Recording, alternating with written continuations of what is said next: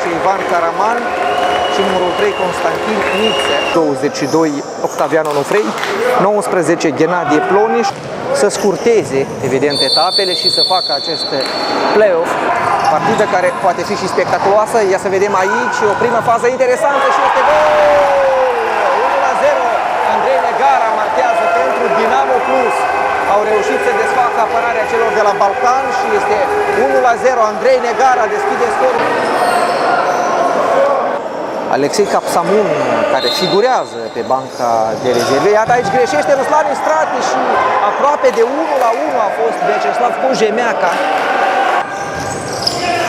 Șeptarul Deletinski, un șut din prima. Intervine din nou Oleg Chitoroagă, cât mai puțin descoperită. Va trage Andrei Negara sau va fi o schemă?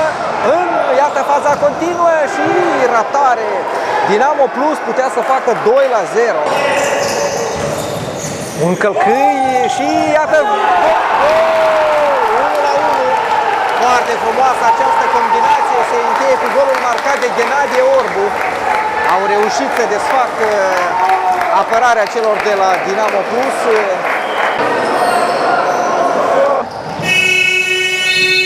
Se aude sirena. Așadar, la pauză, Dinamo Plus și Balcan 1-1. Aproape de o recuperare. Și este 2-1, marchează până la urmă Balcan. Se pare că, da, golul va fi invalidat. Toată faza însă a fost făcută de către Kojemeaca. Foarte spectaculoasă fază făcută de jucătorul ucrainean și este 2-1. Este 2-1 pentru Balcan. Un șut foarte spectaculos din partea lui Kojemeaca, echipelor care au devenit campioane. Acum ne concentrăm pentru desemnarea finalistelor. Gol! Spectaculoasă această fază a lui Sergiu Nicolaiciuc și este 2-2. Dinamo Plus reușește să restabilească egalitatea prin Sergiu Nicolaiciuc. A luat o acțiune pe cont propriu și a șutat la colțul lung al porții lui Oleg Chitoroagă. Recuperează din nou Deletinski, poate fi o fază interesantă. Urmează intervenția lui Oleg Chitoroagă, care parcând iese din poartă, este în cele din urmă, se pare că faultat. Va fi cartonaș galben pentru jucătorul de la Dinamo Plus, care este eliminat. Sergiu Nicolaiciuc își lasă echipa cu un om mai puțin pentru câteva minute.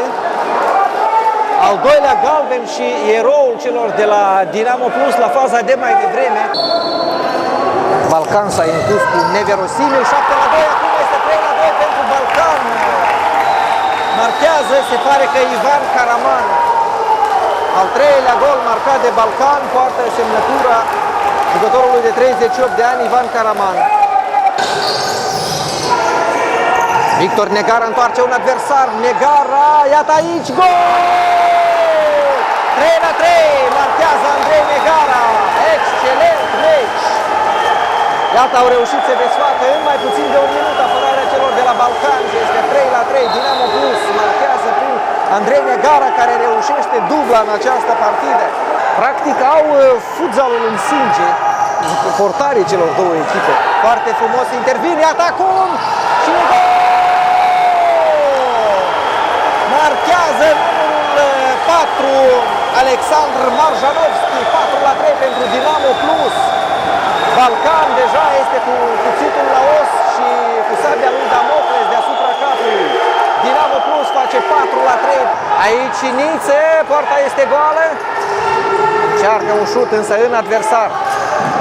Dinamoviștii rămâne tare pe picioare, se poate decide faza la acest meci. Gol! Ce gol marchează Victor Negara, 5-3. Vine Ruslan Istrati să-l felicite personal. Un gol marcat în vincul porții lui Oleg Chitoroagă și este 5-3 pentru Dinamo Plus. Excelentă fază. Tot mai puține momente, mai puțin de 2 minute, avantaj de 2 goluri pentru Dinamo Plus. Mingea este recuperată și ajunge balonul în poartă, este 6-3. Marchează numărul 15, Evgeni Sferidov și totul s-a încheiat aici. Dinamo Plus va juca finala campionatului național ediția 2021 cu învingătoarea partidei dintre Click Media și Steaua Dental. Zarurile sunt prieteni, practic aruncate, este 6-3 pentru Dinamo Plus. Ba mai mult decât atât, dinamoviștii până la urmă este 4-6, un gol foarte frumos marcat de Constantin Niță. Să vedem dacă pe final cei de la Balcan vor forța cu toate liniile. Dinamo Plus este lăsată să se bucure. 6-4 pentru Dinamo Plus. Andrei Negara a reușit o dublă, a marcat de asemenea Sergiu Nicolaiciu.